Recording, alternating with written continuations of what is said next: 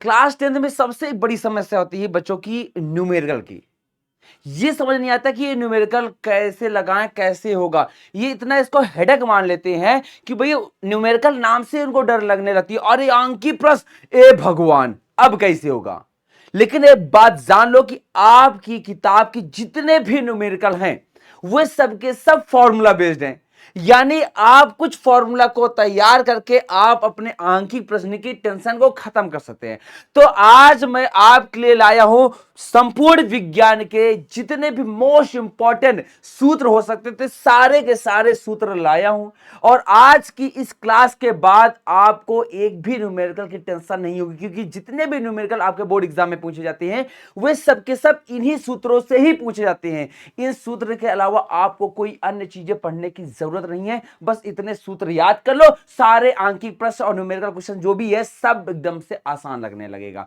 और एक बात नोट जरूर करना। कुछ लोग होते हैं सर देख लिया हो मजा आ गई, ये मजा के लिए नहीं आए हो। यहां पर आप अगर आए हो तो पूरा एक एक फॉर्मूला को आपको अपनी कॉपी में नोट करना है। जिस प्रकार से मैं बताता जाऊं सारी चीजों को अपनी कॉपी में नोट कर लेना और इनसे क्वेश्चंस आपके सारे सॉल्व हो जाएंगे। तो बात करते हैं। तो प्यारे बच्चों, मैं आपका राज सर, यूपी बोर्ड वाले राज सर, क्योंकि मैं आपको केवल यूपी बोर्ड के खास करके बच्चों को गाइड करें। हाँ, कोई अन्य जो बच्चे हैं उनको पढ़ सकते हैं, लेकिन मैं केवल यूपी बोर्ड के लिए हूं। खुद यूपी बोर्ड से पढ़ा हूं और यूपी बोर्ड के बच्चों के लिए यहां पे खड़ा हूं। तो बात करते हैं। सबसे पहले अगर हम लोग प्रकाश के परावर्तन एवं अपवर्तन की बात करते हैं तो न्यूमेरिकल जो इसके फॉर्मूला है वो तो ठीक है, लेकिन जो इसका पूरे न्यूमेरिकल्स है ना वो चिन्ह परिपाटी पे ही बेस्ड है। अगर आपको चिन्ह परिपाटी नहीं क्लियर तो आप समझ लो कि सारा का सारा न्यूमेरिकल गलत करके ही आओगे। कुछ भी कर लो, कितनी प्रैक्टिस कर लो, लेकिन अगर आपको ये नहीं क्लियर तो सब कुछ लोचा हो जाएगा। तो फिलहाल इसमें बहुत सारी चीजें लिखी हुई हैं, बट मैं आपको इसको एकदम आसान तरीके से बता रहा हूं, ध्यान से समझना। मान लो आपने शायद क्लास 10th में देखा होगा कि भैया कार्तीय तल जो होते हैं हमारे, इधर की सारी वैल्यू जैसे यहां पे 0 लिखा, इधर 1, फिर 2, फिर 3, फिर 4, ऐसे करके इधर -1, -2, फिर यहाँ पे -3, यहां पर ऊपर 1, 2, 3 और नीचे -1, -2, -3। सेम ऐसे ही हमारे ये दर्पण हो, चाहे अवतल हो या उत्तल हो, दोनों के लिए सेम केस रहता है। आपको क्या करना है भैया, मान लो ये हमारा अवतल दर्पण है, ये हमारा अवतल दर्पण है। अब देखो, अब इधर की दूरी यहां पे मान लो 0 है, ये वाला 0 यहां पे रख दिए। अब इधर की जितनी दूरी होगी कैसी है, पॉजिटिव है कि नहीं, इधर की सारी की दूरी क्या होगी, हमेशा धनात्मक होगा। अब उत्तल दर्पण हो चाहे अवतल दर्पण हो, इधर कुछ भी हो, चाहे फोकस हो, कुछ भी इधर होगा वो हमेशा पॉजिटिव होगा। इधर की सारी दूरी नेगेटिव होगी, चाहे वस्तु की दूरी हो चाहे प्रतिबिंब की दूरी हो। अब तुम चाहे अवतल दर्पण लो चाहे उत्तल दर्पण हो, वस्तु इधर ही रखोगे तो वस्तु की दूरी है ये हमेशा नेगेटिव रहने वाली है। ठीक है, इधर की सारी दूरी नेगेटिव। अच्छा, वस्तु की लंबाई हमेशा पॉजिटिव होती है, क्यों, क्योंकि वस्तु ऐसे रखा रहता है, वस्तु ऐसे रखा रहता है, इस वजह से इसकी जो लंबाई होती है पॉजिटिव होती है। और अगर प्रतिबिंब उल्टा बन रहा है, नीचे की ओर बन रहा है, तो वो हमेशा नेगेटिव होगा, याद रखना। यानी आई की वैल्यू नेगेटिव होती है, ओ की वैल्यू पॉजिटिव होती है। ये सिंपल से ऐसा समझो, इधर की सारी दूरी पॉजिटिव, इधर की सारी दूरी नेगेटिव, ऊपर की दूरी पॉजिटिव, नीचे की दूरी नेगेटिव।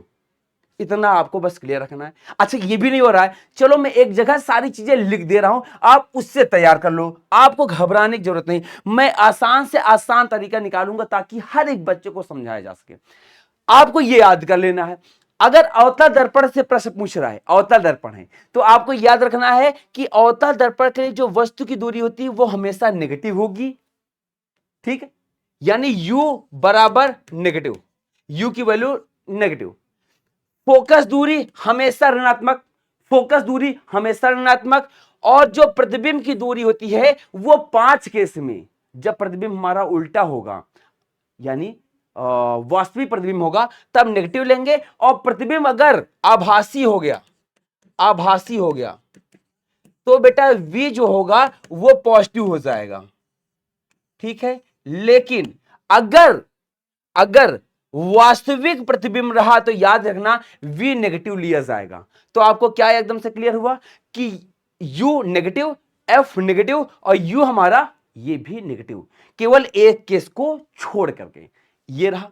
अगर उत्तल दर्पण की मुन्ना बात हो गई, उत्तल दर्पण का पूछ लिया कि उत्तल दर्पण का क्वेश्चन है, तो उसमें कब हम यू वी एफ माइनस करेंगे, तो आपको क्या करना है, तो उत्तल दर्पण के लिए जो u होता है यानी वस्तु की दूरी, वो हमेशा ऋणात्मक ली जाएगी, हमेशा। और इसमें घबराने की जरूरत नहीं, जैसी चीजें लिखी है वही रहेगा। आपको भी यही कॉपी में नोट करना है कि अगर उत्तल दर्पण के सामने जितनी भी दूरी होगी कैसे ली जाएंगी, वस्तु की दूरी नेगेटिव ली जाएगी, फोकस दूरी पॉजिटिव ली जाएगी। क्यों? क्योंकि जो उत्तल दर्पण होता है वो ऐसा होता है, और इसकी जो फोकस दूरी होती है वो यहां पर होती है, ये फोकस है, ये फोकस दूरी है, इस वजह से इसकी फोकस दूरी पॉजिटिव होती है, ये पॉजिटिव। और इसकी प्रतिबिंब, जितने भी उत्तल दर्पण के प्रतिबिंब होते हैं वो हमेशा इधर ही बनते हैं, तो इस वजह से v भी इसका पॉजिटिव होता है। तो उत्तल दर्पण में u नेगेटिव, बाकी फोकस और हमारा जो प्रतिबिंब की दूरी है ये नेगेटिव होगा। इतनी चीज आपको एकदम से क्लियर कर लेनी है। अब आगे देखो, यह है दर्पण का इकलौता छोटा सा आसान सा सूत्र। अब कहीं पर 1/v plus 1/u equal to 1/f लिखा होता है, और कहीं कहीं पर यही चीज ऐसे लिख देते हैं, 1/f equal to 1/v plus 1/u। आपको ये सबसे ज्यादा ध्यान रखना है कि ये यहां पर प्लस होता है, सेम ऐसा लेंस का होगा ना तो वहां पर माइनस होता है, लेकिन ये प्लस होगा। ठीक है, अब आ गया एक चीज और, यहां पर दर्पण के आवर्धन की बात होगी, तो आवर्धन में m equal to -v/u, -v/u, ये फॉर्मूला याद रखना, किसके लिए, आवर्धन के लिए, किसके लिए, आवर्धन के लिए। चलो ये हो गया। लेकिन अगर प्रतिबिंब की लंबाई का मुद्दा हो जाए कि प्रतिबिंब की लंबाई निकालो, तब आपको क्या करना है, प्रतिबिंब की लंबाई के लिए, ठीक है, तो आपको याद रखना है क्या, -v/u equal to I/o, I/o, ये। अच्छा एक बात और, ये तो फॉर्मूला रहता है प्रतिबिंब की लंबाई के लिए, कभी कभी पर आप ये भी फॉर्मूला देखने को मिल जाता है, m इक्वल टू HI/HO, तो बेटा I और O वही चीज होता है, और यहां पर -v/u, तो I/HO लिख दे, या फिर ये भी लिख देता कभी कभी, H' इक्वल टू -v/u, ये भी लिख देता है। सारी चीजें एक ही होती हैं, बस आपको घुमा देता है। सारे बुक वाले हैं अपने हिसाब से चीजें चेंज करते रहते हैं, भाई उनको बेचना भी तो है, तो कुछ ना कुछ तो चेंज करेंगे। तो कहीं पर डी, अब मान लो कभी कभी ये भी लिख देते हैं, DI/DO equal to -v/u, m equal to, बेटा ये आवर्धन के बराबर ही है, m यहां पर भी आवर्धन है, ठीक है, ये सब m के बराबर ही होते हैं, और इससे आप प्रतिबिंब की लंबाई निकाल सकते हो और आवर्धन भी निकाल सकते हो। ये आपको फॉर्मूला लिख लेना है, इतने तरीके से एक ही चीज को लिखा गया है। अब आगे देखो, अब आता है लेंस। जिस प्रकार से दर्पण का मुद्दा था, सेम यहां पर लेंस के साथ भी होगा। लेंस में भी क्या है, इधर की सारी दूरी नेगेटिव होती है, और इधर की सारी दूरी पॉजिटिव होती है, चाहे हमारा उत्तल लेंस हो चाहे अवतल लेंस हो, चाहे उत्तल हो चाहे अवतल हो, इधर की सारी दूरी नेगेटिव, इधर की सारी दूरी पॉजिटिव। इसमें भी देख सकते हो नेगेटिव पॉजिटिव, नेगेटिव पॉजिटिव। अच्छा, ऊपर की ओर गए तो पॉजिटिव और नीचे की ओर गए तो नेगेटिव। सेम यहां पर भी ऊपर गए तो पॉजिटिव और नीचे गए तो नेगेटिव। बस इतना ही मुद्दा है। अब देखो यहां पर मैं इसको बता दे रहा हूं, इस उत्तल लेंस के लिए u बराबर, यानी वस्तु की दूरी, वस्तु हमेशा इधर रखी जाती है, तो u हमेशा नेगेटिव होगा। अब फोकस दूरी इसकी ध्यान दो, इसका जो फोकस होता है उत्तल लेंस का, वो इधर वाला काउंट किया जाता है, याद रखना, इस साइड वाला उत्तल लेंस का। इस वजह से इसकी जो फोकस दूरी होती है वो हमेशा पॉजिटिव ली जाती है। देखो होता क्या है कि उत्तल लेंस में जब प्रकाश की किरणें आती है ना, तो इस वाले फोकस से होकर के जाती हैं, इस वजह से फोकस दूरी इधर काउंट होती है, इस वजह से ये प्लस में होगा। अच्छा, प्रतिबिंब हमारे सारे इधर बनते हैं, तो v बराबर क्या हो जाएगा, हमेशा नेगेटिव। और एक केस आता है जब प्रतिबिंब हमारा आभासी इधर बनता है, तो पहले तो मैक्सिमम हमारे इधर ही बनेंगे, और एक केस आता है जब हमारा पॉजिटिव हो जाता है, ये होता है हमारे उत्तल लेंस के लिए। याद करते जाओ और नोट कर लेना। अब बात करते हैं अवतल लेंस की। तो अवतल लेंस में U जो होता है वो इधर ही होता है, तो U हमारा नेगेटिव हो गया। V भी इसका क्या होगा, V प्रतिबिंब, प्रतिबिंब हमारा याद रखना फोकस और इसके बीच में बनता है, तो V भी इसका नेगेटिव होगा और फोकस भी इसका नेगेटिव होगा, क्योंकि इसका जो फोकस काउंट होता है ना, ये वाला काउंट होता है, इस साइड वाला, इस वजह से इसकी फोकस दूरी नेगेटिव होगी। तो ये चीज आपको याद करना है, U नेगेटिव, F पॉजिटिव और V नेगेटिव। और एक केस होता है जहां पे पॉजिटिव हो जाता है, किसमें, उत्तल लेंस में। अवतल लेंस में सारी चीजें नेगेटिव होती हैं, बस बात खत्म। ठीक है, अब आगे देखो लेंस की क्षमता का सूत्र। भैया इस चीज बहुत ज्यादा इंपॉर्टेंट है और एग्जाम में अक्सर पूछ लेता है कि भैया लेंस की क्षमता का सूत्र क्या होता है। तो P बराबर 1/f, और F क्या होता है बेटा, हमेशा मीटर में होता है, इस बात का ध्यान रखना। ठीक है, हमेशा। और अगर मीटर नहीं है तो तब क्या होगा, तो P बराबर हो जाएगा 100/f, जो कि यहां पे सेंटीमीटर हो जाएगा। बस इस बात का ध्यान रखना, यह है लेंस की क्षमता का सूत्र। और लेंस की क्षमता का मात्रक जो होता है वो डायोमीटर होता है। ये जो P बराबर है ना, और ये तब होगा जब हमारा मीटर में फोकस दूरी होगी, डायोमीटर। अब यहां पर इसका मात्रक डायोमीटर नहीं होगा, इस बात का ध्यान रखना है, क्योंकि हमारी जो फोकस दूरी है अब सेंटीमीटर में हो चुकी है। लेंस सूत्र भी सेम वैसा ही है जैसा हमने अभी पढ़ा था।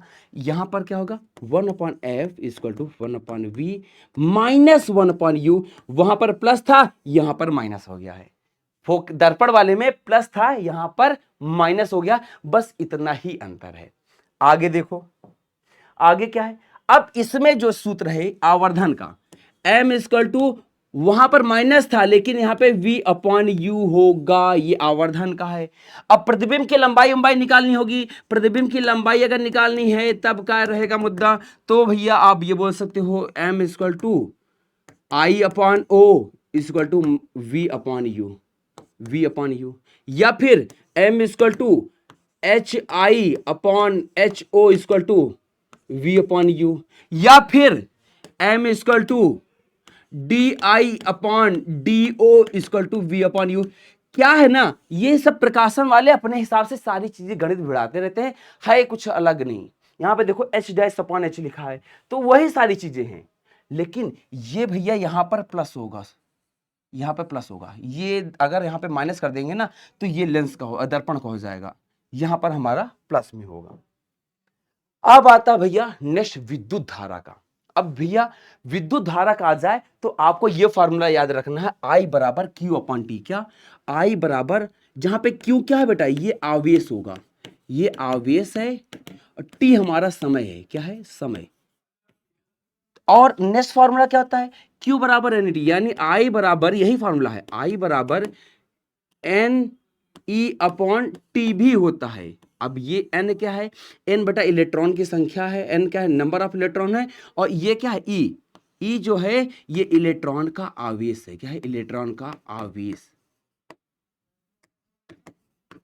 ये फॉर्मूला से क्वेश्चंस आते हैं, Q बराबर Ne से, Q बराबर Ne से, ये तब आएगा, मान लो क्वेश्चन पूछ लिया कि 5 कूलम आवेश में इलेक्ट्रॉनों की संख्या, क्या पूछेगा, 5 कूलम आवेश में, 5 कूलम आवेश में इलेक्ट्रॉन की संख्या पूछ लेगा ना, तब आपको यह फॉर्मूला लगाना पड़ेगा। तो Q यहां पे क्या है, आवेश है, N क्या है, नंबर ऑफ इलेक्ट्रॉन है, और E क्या है, इलेक्ट्रॉन पर आवेश 1.6 इंटू 10 की पावर बेटा -19 कूलम।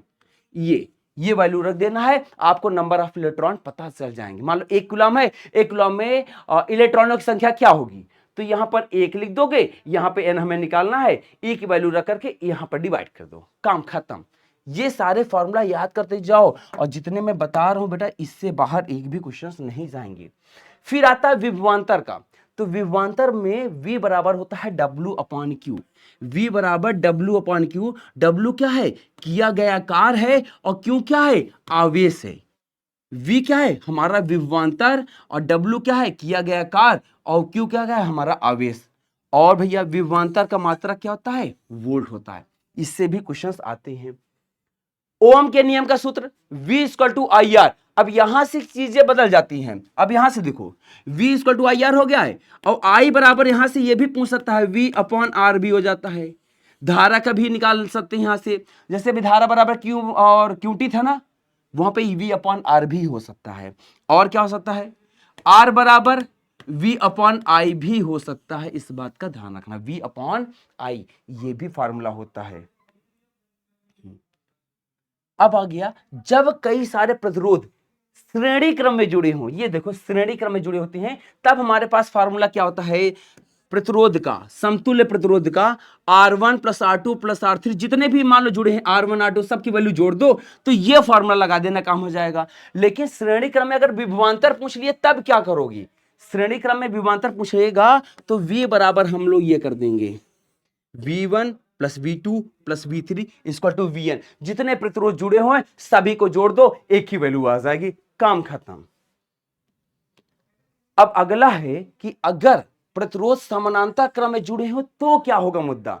अब समानांतर क्रम में क्या होता है, जैसे यहां पे देखो 1/1 यहां पे लिखा है, तो यहां पे क्या करेंगे 1/r तुल्य बराबर, ये फॉर्मूला होता है 1/r1 प्लस 1/r2। सबसे ज्यादा जो क्वेश्चन होते हैं इससे और श्रेणी क्रम वाले से आते हैं 1/r3, ऐसे करके 1/rn। जितने प्रतिरोध जुड़े हों सारे प्रतिरोध को 1 में वैल्यू लिख दो, सारी चीजें जितने भी क्वेश्चन है सब सॉल्व हो जाएंगे। तो ये बेटा आपके फॉर्मूले हैं जिनसे आंकी प्रश्न पूछा जाता है। अगर समानांतर क्रम में कई सारे प्रतिरोध जुड़े हो ना तो ये वाला फॉर्मूला हम लोग लगाएंगे। जूल का तापमान का नियम, क्वेश्चन बहुत कम आते हैं लेकिन आपको पता होना चाहिए कि ये फॉर्मूला H बराबर आई स्क्वायर आर टी, क्या H बराबर आई स्क्वायर आर टी, यही मेन फॉर्मूला है, इसको याद कर लेना है। आई यहां पे क्या है, H बेटा यहां पे हमारा ऊष्मा है, आई हमारी धारा है, आर हमारा प्रतिरोध है, क्या है प्रतिरोध, वही प्रतिरोध क्या होता है रुकावट, और टी बराबर है हमारा समय, टी बराबर है हमारा समय। अगर क्वेश्चन में ऊष्मा दिया हो, धारा दिया हो, प्रतिरोध और कुछ भी पूछ ले, आप तीन पूछ, देखो तीन दिया रहेगा एक पूछेगा, या फिर कोई इनमें से तीन दे देगा कोई भी और एक पूछ लेगा कि भैया ऊष्मा बताओ तो धारा प्रतिरोध समय दे देगा, प्रतिरोध पूछेगा तो समय धारा और ऊष्मा दिया हो क्वेश्चन में, तो ये फॉर्मूला हम लोग तुरंत लगा देंगे। विद्युत शक्ति, भाई ये क्वेश्चन भी पूछ लेता है, P बराबर W अपॉन टी, P बराबर W, और W क्या है यहां पर, वही हमारा ऊष्मा यानी किया गया कार्य, और T हमारा क्या होता है जूल, समय होता है। अब एक होता है चालक पर लगने वाला बल। अगर क्वेश्चन में दे दिया है कि कोई तार है, तार की लंबाई इतनी है और उससे इतनी धारा प्रवाहित हो रही है और चुंबकीय क्षेत्र इतना है, इस कोण पे तार जा रही है ना, तो ये फॉर्मूला लगा देंगे जहां पर F बल है, B हमारा चुंबकीय क्षेत्र है, I हमारी धारा है, L हमारा चालक की लंबाई है, और थीटा क्या है चुंबकीय क्षेत्र और धारा के बीच का कोण है। इससे बहुत रेयर केस में क्वेश्चंस आते हैं, लेकिन ये लास्ट वाले चैप्टर का है तो ये मोस्ट इंपॉर्टेंट में से रख लो, इससे क्वेश्चंस पूछे भी जा सकता है। तो ये थे बेटा सारे के सारे मोस्ट इंपॉर्टेंट क्वेश्चंस। अब आपको होमवर्क करना बेटा, देखो बिना होमवर्क के सारी चीजें नहीं होने वाली, आपको कुछ ना कुछ करना पड़ेगा। क्या करना है कि जितने सूत्र मैंने पढ़ाए उन सारे सूत्रों में से 5 सूत्र को आपको याद करना है, और पांचों सूत्र को आपको इस क्लास की कमेंट सेक्शन में कमेंट करना है, और ये वीडियो को सभी दोस्तों को शेयर करना है। बिना शेयर करने नहीं जाना, इतना तो कर ही सकते हो यार। और अगर क्लास अच्छी लगी हो तो लाइक कर देना। क्या लिखोगे भैया, यूपी बोर्ड वाले राज भैया, कमेंट सेक्शन में ये कमेंट दिखाई देना चाहिए, यूपी बोर्ड वाले राज भैया। तो प्यारे बच्चों फिर हम लोग मिलते हैं अगली क्लास में, तब तक के लिए नमस्कार, राधे राधे, जय हिंद।